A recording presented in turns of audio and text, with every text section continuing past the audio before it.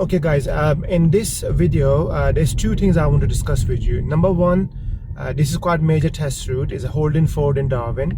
Now you need to understand there's a bend coming up and all the cars parked on the right side. People try to go too fast. Please don't. Make sure go in a controlled manner so you can have a forward planning, because if somebody's coming quite fast you may want to stop your car. Like there's a car coming, so I might have to stop because the car is committed. So I would stop my car over here and I would let this car go first. Now once this car goes, then I will check my mirrors and go again. Second thing is there's a sign there on the triangle. It's telling you the road is bending and you got a left turning there as well. You can see that. So if the examiner give you no instructions, you are following the road to the right. But if the Tom and the examiner say to you turn left, you check your center in the left mirror and you signal left and you simply join the next lane over here.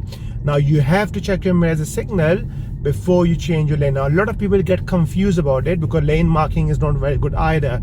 But if you are looking for the signs like the triangle sign there, and if you are doing forward planning, it shouldn't be that hard. So I hope you understand, and hopefully this video will help you to prepare for your test as well. Thank you.